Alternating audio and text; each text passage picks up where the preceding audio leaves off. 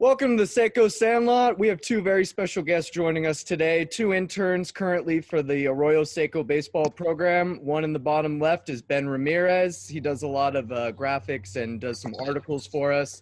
And Hannah Yoshinaga, she is in the bottom right, and she does most of our graphics and a lot of our social media posts. How are you guys doing today? Doing really well. Thanks for joining the Seco Sandlot. It's a pleasure to have you on, and we won't take up too much of your time. We just want to give all of our listeners a little bit of a sense of what it's like right now during the summer, especially a COVID summer, at the Arroyo Seco baseball program. So my first question, you guys can both answer if you would like, or you could say pass, however you guys want to do it. But what aspects do you feel that so far the Arroyo Seco program has provided for you to make an impact in what you want to do, or just been something that's been really useful that you found at the Arroyo Seco program so far? I guess I can go first, Hannah, if you don't mind. Yeah, go for it. Well, I think that, under the circumstances, a lot of people had internships canceled. So just the fact that we could make the summer special still, means a lot to me that they'd be able to give us something to do. Mm-hmm. So far, it's been good to just keep the mind rolling, instead of just having one thing once a week. It's nice to be consistently working on stuff. I'm generally more of an audio guy, but it's nice to be able to do some graphics and do some writing. So it's been really fun. Yeah, I would agree with that. It's been nice to have something to do while the coronavirus is still going on. And even though we are remote, it's been nice to have an activity where everyone can kind of be in a group and be a team player and potentially form some those lifelong friendships that people like to talk about in reference to what you do with your summers in college before you actually start working. So I really enjoyed getting that opportunity. Now, I actually do find it interesting because everybody that we've interviewed for this show up until this point, you guys know who it feels like to be a college student right now, to be in this position, to not be able to go out and do what you initially planned on. Sometimes it feels like everything's in jeopardy, and sometimes you wake up and you're like, I just pray to God this thing ends. But how do you think the COVID pandemic has shaped your career? In some ways, maybe it's even made things better. Who knows? I guess it's just a question just to gauge maybe a sense of resiliency even, because everyone's trying to become their best self through this. Well, I think that one thing that has definitely taught me is to have more open communication, because when we need to be in contact with people all the time over the internet, it makes it so that you really have to be on your game and there to answer it. And I definitely think that we're going to come back from this eventually, and people are going to have a lot more of a respect for the lives that we were living prior to it. And I think, even less than anything in a career, I think that that's the most important part, because it's really teaching people that this is where we need to be right now, and we need to be present in the moment, because snap of the finger and all of a sudden it's gone. Yeah, and I think also something it's forced me to think about is that since I'm usually the type of person to work on projects independently, as soon as it became a thing where we're just working from our rooms by ourselves, I kind of it became more of a process for me to reach out to other people to collaborate on projects. So it kind of forced me to find that sweet spot between wanting to do my own thing and then versus doing group work, even though it's just over Zoom and it's kind of a different experience than it would be to do a group project in person. Yeah, it's definitely an adjustment you guys have to make, and we all have to make, really, especially in this current climate. And like you were saying, Ben, it's crazy the amount of people that I know as well, and I'm sure you guys all know of, people that had to make other plans because jobs fell through, that they felt that they had security. And it's crazy how things can change, like you said, in an instant. And, the adjustments need to be made, and I'm wondering what skills and what other assets did you take away during this COVID season? Did you get more into editing? Ben, you said you got to do more of the graphics and the writing side. How has that really enhanced you for what you guys want to do later in your career? Well, I definitely strive to be a jack of all trades. I would rather be able to pull something out of my back pocket than just have one thing that I'm really, really good at. Not that that's a bad thing by any means, but I think finding that little sweet spot niche that you really enjoy and being able to go into that, which is what I've been able to do with graphics, has really given me an opportunity to grow. I've really kind of enjoyed like the creative freedom that we've had so far, especially when it comes to graphics, but also when it comes to like the journalism profiles and stuff, like that logo that you guys have put on your wall back there. It's just been nice because I've had internships in the past where like I had to do one thing and follow all their guidelines and that was it. But there's so much freedom and opportunities to grow through this internship, which isn't something I've necessarily had in the past. And Hannah won't hype herself up at all, but she made that logo and it's a sick logo. I think we can all agree on that. It is. It's right Thank behind you. it. In case you guys don't know, that's the logo he's talking about. No, I'm just gonna get out of the way. There you go. Zach, There it is. Right. Zach, didn't you want to put the logo on your wall too? Yeah. Oh, I was actually, it was, I'd say around maybe 9:30 at night. It was a weeknight. I was out shopping at Costco for my grandma, and my phone started blowing up, and it was Hannah sent me something on group, and she's like, "Look at this logo," and I almost dropped my phone. I was like, "Oh my god, that's so good." Did you look at it and think, God, you're killing me, Smalls? That's what Yeah.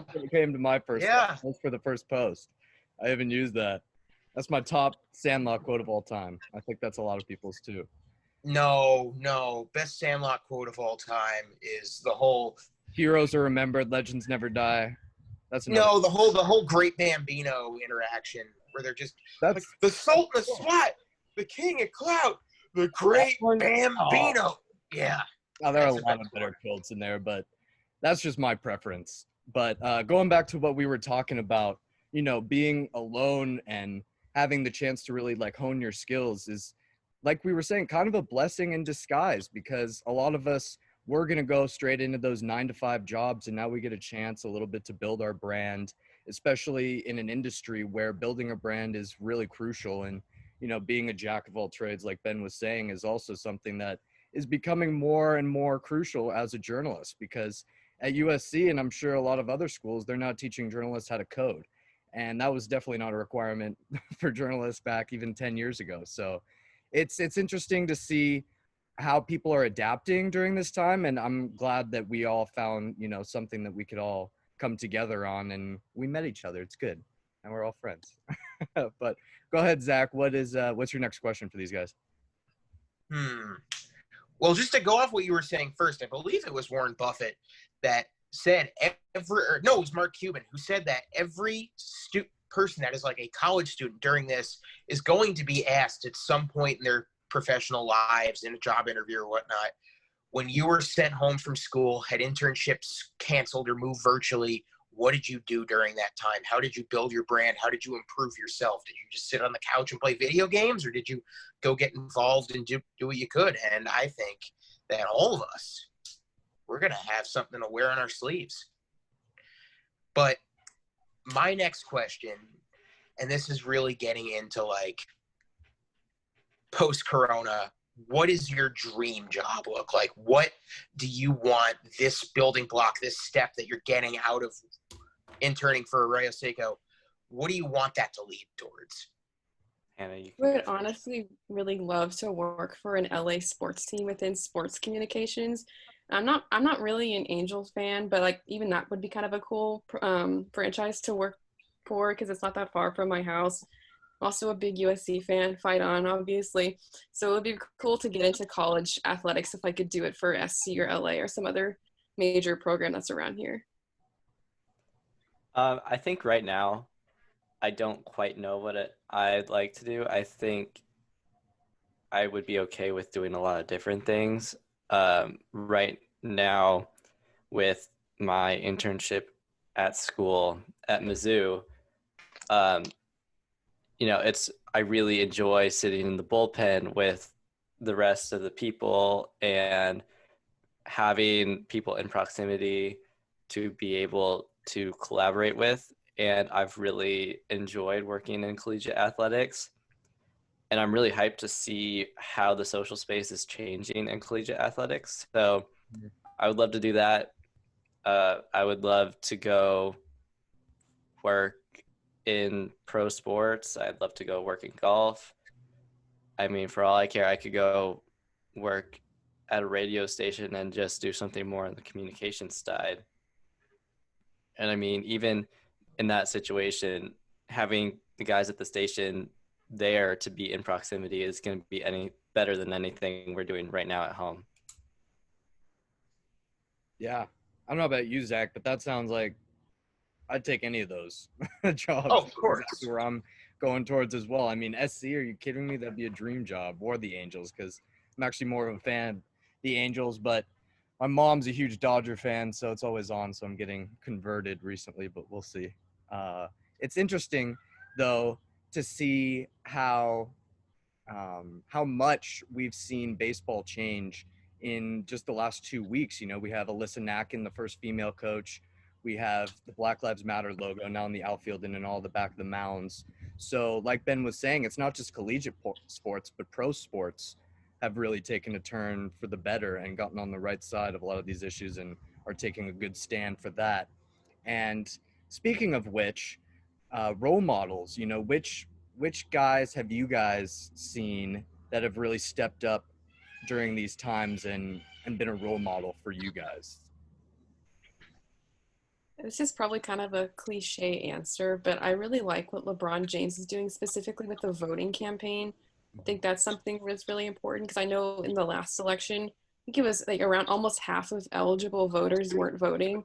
And obviously, one of the most powerful tools you can have is a vote, which I believe is a quote that comes from John Lewis, who recently passed away, unfortunately. But it's really nice to see athletes using their platform to draw attention to some of those issues because that wasn't something that was always done maybe like 15 or 20 years ago.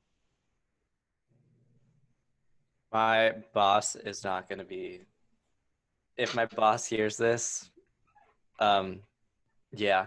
But honestly, I would say that my boss at Mizzou Athletics would be one of my role models because he goes about things the right way. He's smart and cares about the people around him, and he sticks up for people. And you know, I think that's something that I would love to be able to emulate in my professional life also. Very nice. Actually, Charles, I want to throw that question at you because that's such a good question. Oh, you want the role model question? Yeah, I'm gonna throw that question at you. Right I think now, it's something I believe it's important that we all answer.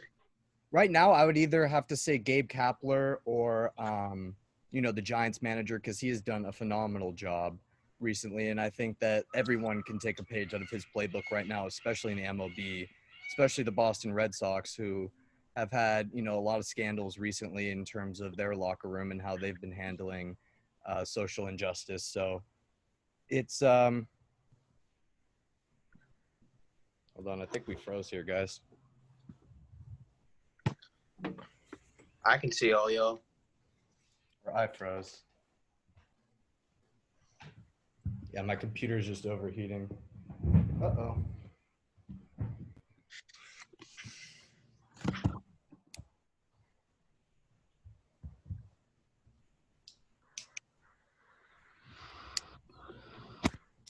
One.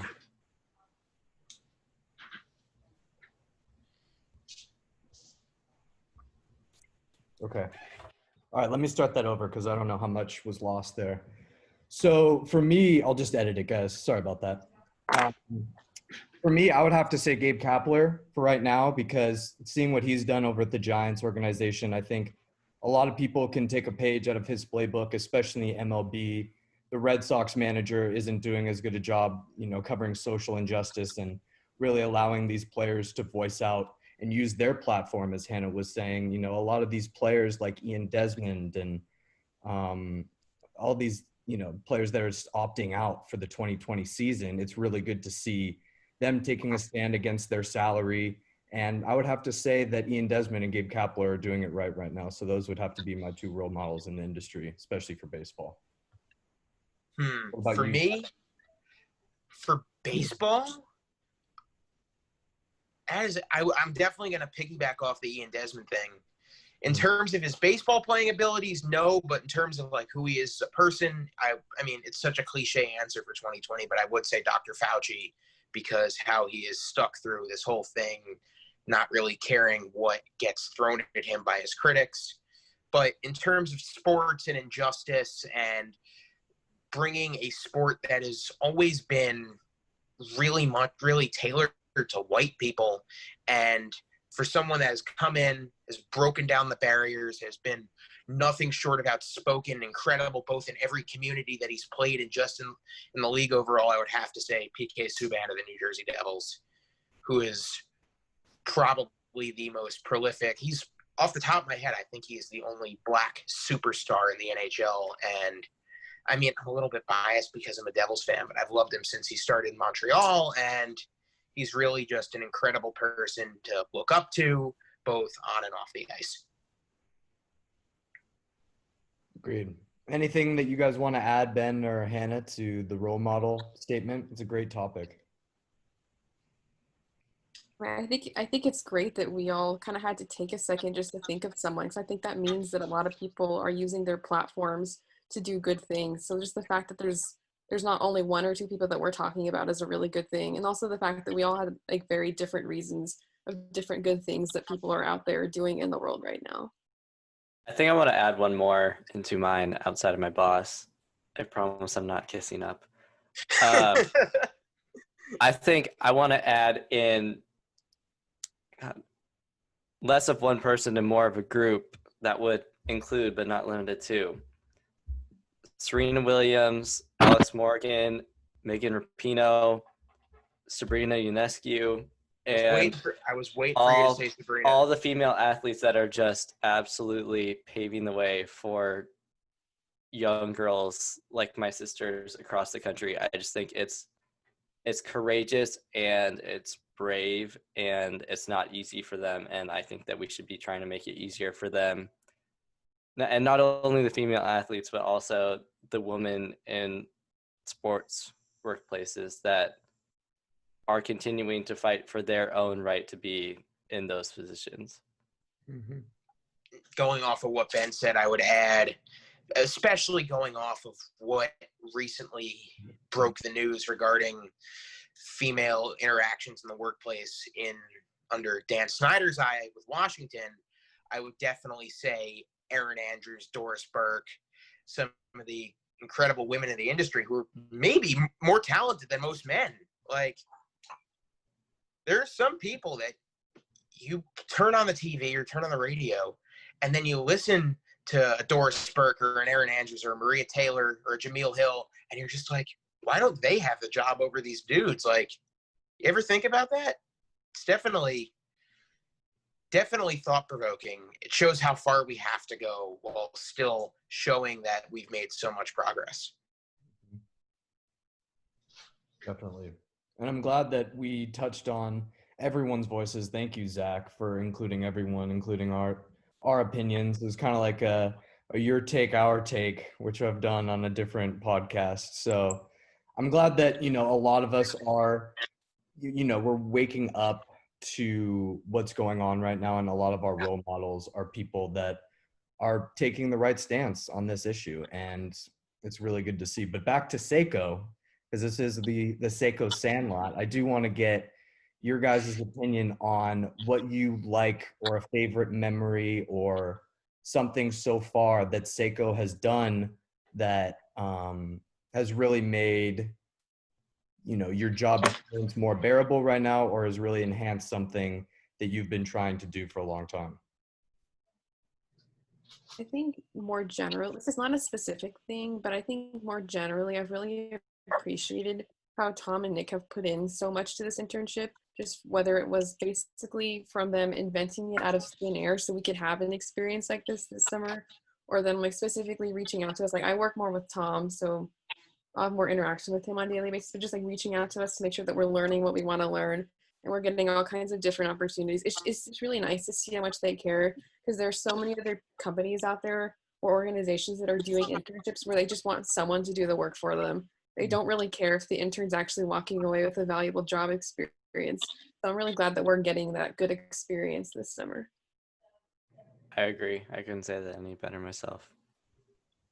Nice. Yeah, and I think that they've done an amazing job keeping a weekly schedule and giving us organization in terms of the dates and the times and everything that we're supposed to be turning this stuff in. And I think, you know, they really allowed for all the articles to be completed in the time span that we have. And it's not anything that it's not over expected or anything like that, which is, yeah. I wasn't even expecting there to be a virtual program. To be perfectly honest, I had reached out. I had said, like, is there anything I can do for you all over the summer?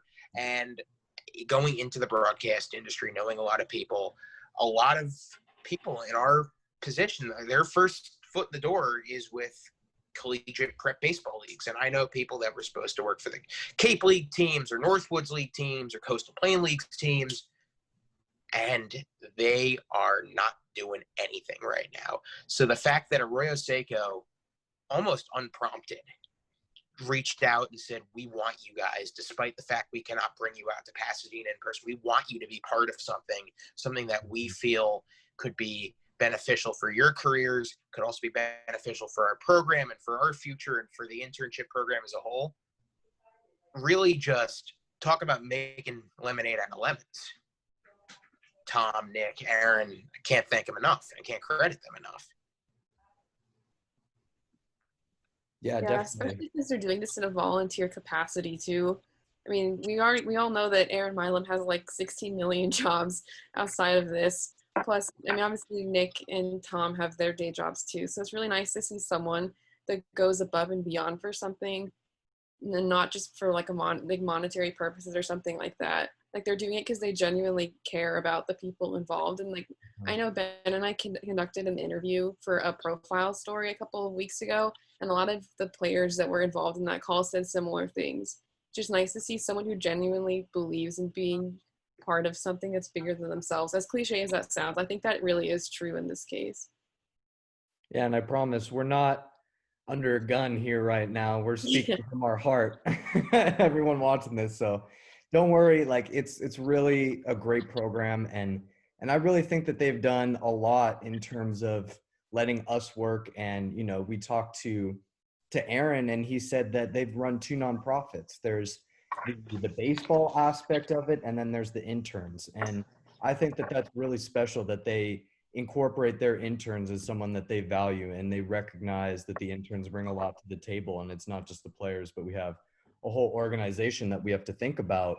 And I'm sure it's a lot of work, you know, and they also have their youth camp that they're used to running, which they've done a great job maintaining that relationship. If people don't know, kids go and from the Arroyo Seco baseball program, and they work over at Occidental. And then in return, Occidental provides housing for the Arroyo Seco baseball kids. So just to make sure that the kids are covered, that, you know, there's transportation even for the interns was offered if we were going to have a season. So it's really nice that they extended out even to get the talent and the interns to the field, you know, and pay for that as well. So they've done a great job of that. And is there anything that you guys want to add about your experience so far, or anything else that you guys have in mind?